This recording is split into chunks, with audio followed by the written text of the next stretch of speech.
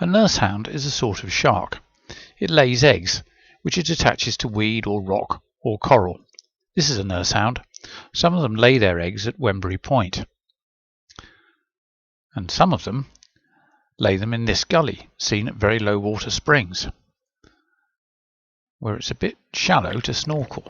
Join Tegan Console and me on our snorkel on the 10th of April. Perfect conditions, good visibility, not so deep you can't reach the bottom.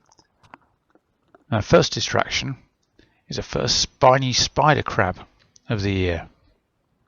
I have to take a picture of that. Back to the dive, which took over an hour on the day, so I've missed some of it out. This bit is speeded up because there's not a lot going on. There used to be more egg cases at this end of the gully a few years ago. I've been diving this for 7 years now. Tegan helped out when she was at university, and she wrote her dissertation on the project, for which she got a first. Although it's a sunny spring day, the water on this day was pretty cold, 10.7 degrees. Visibility sometimes is not as good, really poor, as on this dive in January, where you really couldn't see much. No egg cases. It was really quite a horrible day. On this dive we found our first egg case. It's already been tagged, so we just need to record it. I take pictures of the tag, both sides, and a candled shot to see how the egg inside is doing. Candling is shining a light through the egg case. Tegan writes it all down on a dive slate. The idea of the tag is to identify the egg so we know when it's been laid and when it's hatched. And the number wears off if you do it in permanent ink. So what we use is a binary system, which you'll see in a minute, and you make holes in positions where the 6 is on a dice, and the holes refer to the numbers. So the first hole is 1, second is 2, third is 4, fifth is 8, 16 and 32, and then you just add the numbers together.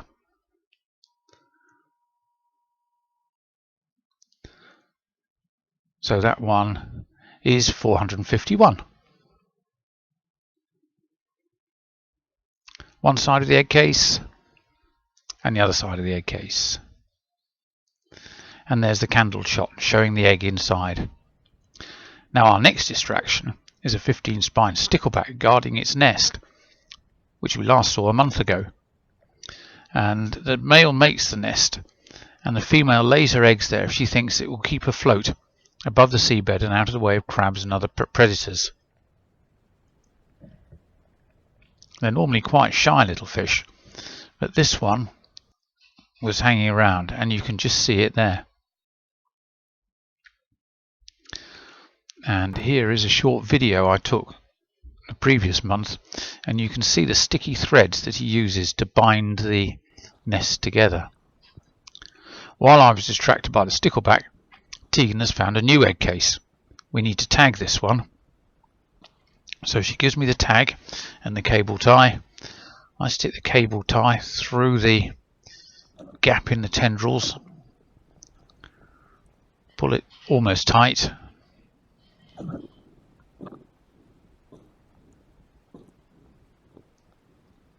and then cut the end off, because we won't want to leave any more plastic in the sea than we have to. When the eggs hatch, we take off the old tags, and she puts it in the plastic bag for us to take home, and then I take the pictures.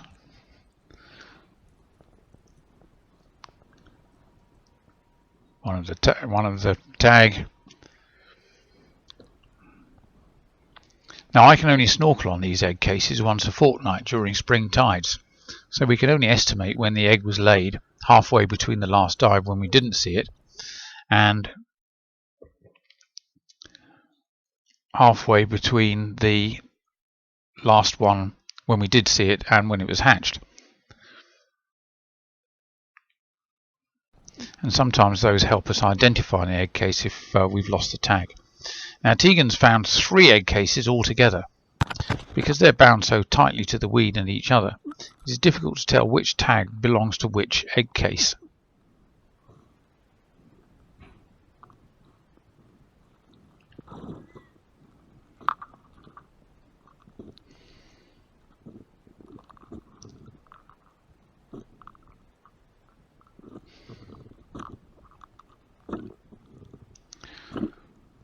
The nursehound usually lays 2 egg cases together, and quite often you find 2 egg cases laid at the same time on one. In fact, these 2, although they looked as though they were laid at the same time, weren't, because we tagged them on 2 separate dives, and they were laid on a seaweed that had already got an egg case on it. From that we can infer that there is at least 2. So, your turn to work out what number that one is. You've got 30 seconds. 20 seconds.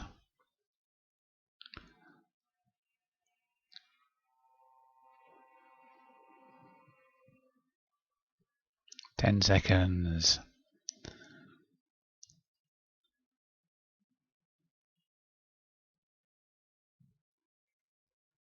And time's up. So you've got the 32 hole and the 1 hole, so it's 33, so that's egg case number 433. These egg cases are quite a bit older than the others, so there's more stuff, biofouling, growing on them. There's the candle shot. And this little video shows a baby cat shark in a different one moving around inside the egg case and still attached to the egg. And it's time to go back. We did find 16 egg cases altogether on this dive, but none very different to those we've seen already. If we find one that is hatched, I cut off the tag, leaving the yellow cable tie behind so we know it has been recorded, and then remove that when the egg case starts falling to pieces. So it was quite a cold morning that day, and really I was quite glad to get to the end of it, get out of the water and walk back up the hill to home.